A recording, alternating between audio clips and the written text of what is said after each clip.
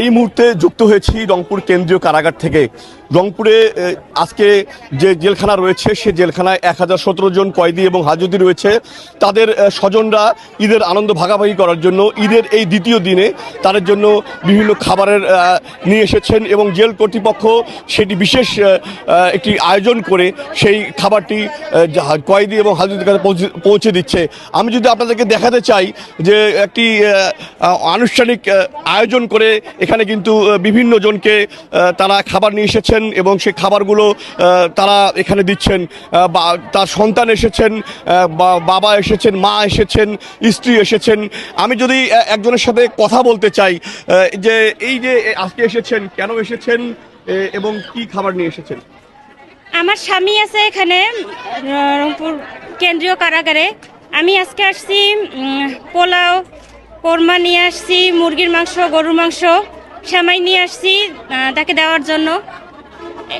আমি কালকেও আসছিলাম, তো কালকে দেখা করিনি, আজকে দেখা করব। আর এখানে জেলখানার পরিবেশ অনেক ভালো, কোনো অসুবিধা নাই আমাদের। আসি, দেখা করি, কথা বলে যাই। আপনি শুনছিলেন, আমরা যে আরও দেখাতে চাই যে আসলে পুরো যে প্রক্রিয়াটা সেই প্রক্রিয়াটা কীভাবে সম্পন্ন করা হচ্ছে। এখানে যারা স্বজনরা আসছেন অনেকে অশ্রু চোখে নিয়ে এখানে এসেছেন। আমরা যদি আরেকজন স্বজনের সাথে কথা বলতে চাই। ভাই আমার এত কষ্ট করি এলা কি থাকে আর হাই ভাই তোমাক দোয়া করছি আল্লাহ তোমাক ভালো থুকরে আমার কলা কাড়ি নিয়ে গেছে রে। হাই রে ভাই এই কলত করি ভাই আর ঘরের মানুষ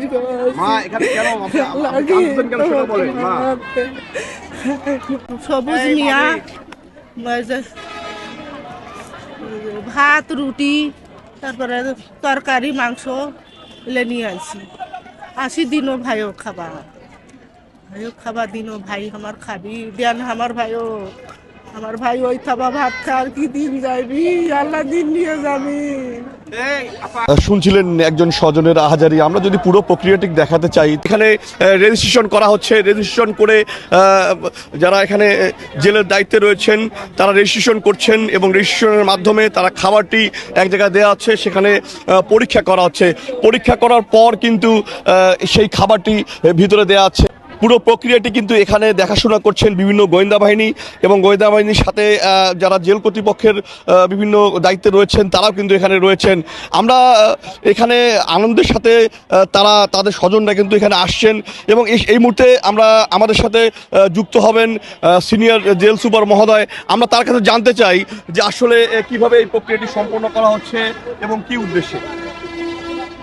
আমাদের আজকে ঈদের পরের দিন আমরা গতকালকেও বন্দীদের নিয়ে ঈদ উপলক্ষে বিভিন্ন প্রোগ্রাম আমাদের ছিল। তাদের উন্নত মানের খাবার দাবার ছিল এবং তাদের আত্মীয় স্বজন এসেছিল, তাদেরকে আমরা ফুল দিয়ে স্বাগত জানিয়েছি।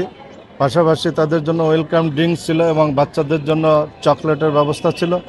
আজকেও আমাদের সেই প্রক্রিয়ারই আজকে পরিবেশটা আরও বৃহত্তর। তার কারণ হচ্ছে আজকে আমাদের মাননীয় কারা মহাপরিদর্শক মহোদয় ঈদের পরের দিন একদিন তাদের বাড়ির রান্না করা খাবার খাওয়ার সুযোগ দিয়েছেন, যার জন্য সমস্ত বন্দির আত্মীয় স্বজন এসেছেন। আমরা তাদের বাড়ি থেকে রান্না করা খাবার যথাযথ তল্লাশি করে সেটা ভিতরে দেওয়ার ব্যবস্থা করতেছি।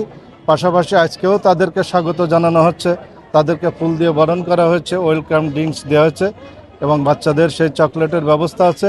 এবং আজকে সারাদিনে আমাদের ব্যস্ততা এবং তাদের যথাযথভাবে এটা সম্পন্ন করার উদ্দেশ্যেই আমাদেরই, যাতে তারা অন্তত কারাগারে থেকেও বাইরে তাদের আত্মীয় স্বজনের রান্না করা খাবারের স্বাদ নিতে পারে, সেইটাই আমাদের প্রচেষ্টা।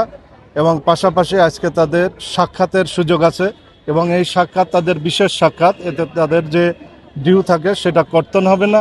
এবং গতকালকেও তাদের বিশেষ মোবাইলে কথা বলার সুযোগ ছিল 5 মিনিট ঈদের শুভেচ্ছা জানানোর, এবং সেটা সকল বন্দী শেষ করতে পারে না। যারা বাকি আছে তারা আজকে এই কথা বলার সুযোগ পাবে। ধন্যবাদ। আমরা যেটি জানলাম যে আসলে বন্দীদের জন্য এই বিশেষ আয়োজন করেছে রংপুর জেল কর্তৃপক্ষ। এই ছিল আমার কাছে রংপুর কেন্দ্রীয় কারাগার থেকে সর্বশেষ।